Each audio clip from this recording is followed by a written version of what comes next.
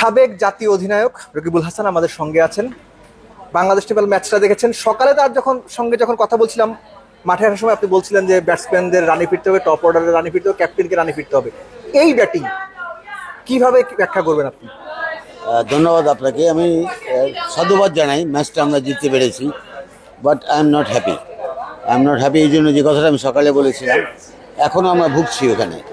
এবং এটার ব্যাটিংটা দেখলে মনে হয় যে অনেস্টলি স্পিকিং কোনো আবেগের কথা নয়, এটা আমার কথা যে এটা একটা প্যাথেটিক ব্যাটিং আমাদের।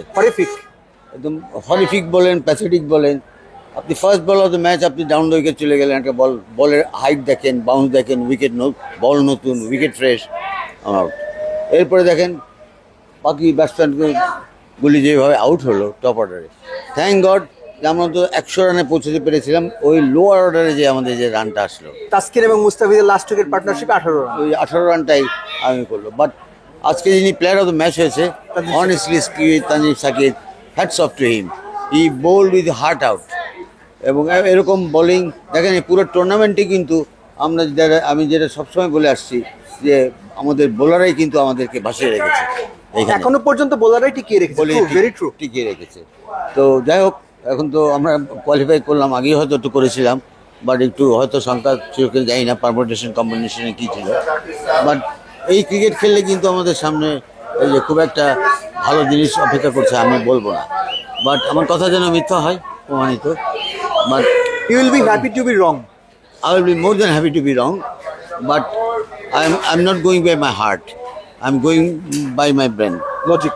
That with this kind of game, ধারাবাহিকভাবে ব্যাটারদের এরকম ফেলিয়ারটা। ভাই 4টা ম্যাচ ওয়ার্ল্ড কাপের মতো জায়গায় 3টা ভিন্ন ওপেনিং প্লেয়ার, এটাই কি একটা ব্যাটিং ও টপ অর্ডারের দুর্দশার একদম প্রকট চিত্র বা উদাহরণ কিনা?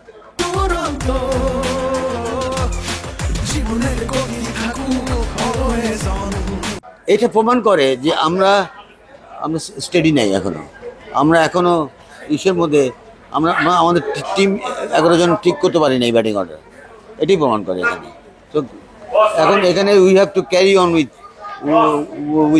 যেটা বলি আমরা, যে একজনকে যদি আমার সুযোগ দিই, give him a second of chance, but cutting and chopping সবসময় এটা ঠিক হবে না। আর এই উইকেট স্টাডি করতে হবে, অপোনেন্ট বোলার স্টাডি করতে হবে। তো আমাদের যে ব্যাটিং অর্ডারের চেঞ্জ, এগুলো এটা আমি বলবো যে আমাদের টিম ম্যানেজমেন্ট তারা একটা ঝামেলায় আছে, মানে আমাদের টপ অর্ডার ব্যাটারে তাদেরকে ঝামেলায় ফেলেছে। তার জন্য তারা পারমুটেশন কম্বিনেশন করছে যে কোন প্লেয়ারকে দিয়ে কী করা যায়, কে কী স্ট্রাইক করে, বাট কোনোটাই কাজ করছে না।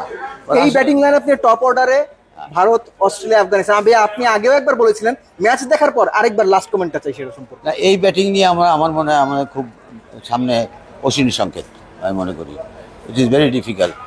বাট তারপরও বোলাররা কী করে, এই ওয়েস্ট ইন্ডিজ উইকেট কিন্তু স্ট্যান্ডার্ড উইকেট। এটা test country, test playing country. এখানে বার্বাডোসের উইকেট আরও কুইক হবে, অন্যান্য জায়গায় হবে, অ্যান্টিগাতে কুইক উইকেট হবে। তো আমাদের শুধু প্রত্যাশা করাই যায়। আমরা প্রত্যাশা করি যে তারা এটা ওখান থেকে বেরিয়ে আসুক, যত তাড়াতাড়ি টপ অর্ডারে অন্তত 1-2টা ব্যাটসম্যান যদি একটা পার্টনারশিপ করতে পারে, রানে ফেরে, আমার মনে হয় আমাদের মিডল অর্ডার সেই জায়গাটা এসে তারা ধরতে পারবে ব্যাটিংটাকে, এবং 150, 160, 70 রান করে আমরা ওটা বোলিং লাইনআপ যা আছে ফাইট করতে পারবো। আমরা ফাইট করতে পারবো। Thanks for your time and thanks for allowing me. ভালো থাকবেন আপনি, দেখা হবে ইনশাআল্লাহ। Thank you. সাবেক অধিনায়ক যেটা বলছিলেন যে ব্যাটিংটা ভালো হচ্ছে না, এবং এই ব্যাটিংটা নিয়ে সুপার 8-এ সত্যিকার অর্থে ভালো কিছু আশা করা সম্ভব না যদি ফর্মটা এরকম থাকে। বাট অ্যাবভ এভরিথিং টপ অর্ডারকে রান করতে হবে। আর যে কোনো টুর্নামেন্টে যে কোনো দলকে যদি ভালো করতে হয় ব্যাটিং ইউনিট ওয়াইজ, তাহলে টপ অর্ডার থেকে অন্তত 2 জনকে পুরো টুর্নামেন্ট জুড়ে ভালো খেলতে হয়, যেটার প্রমাণ এখনো পর্যন্ত বাংলাদেশ দলের দিক থেকে পাওয়া যাচ্ছে না। সেন্ট ভিনসেন্ট থেকে দেব চৌধুরী, অলরাউন্ডার, ওয়েস্ট ইন্ডিজ।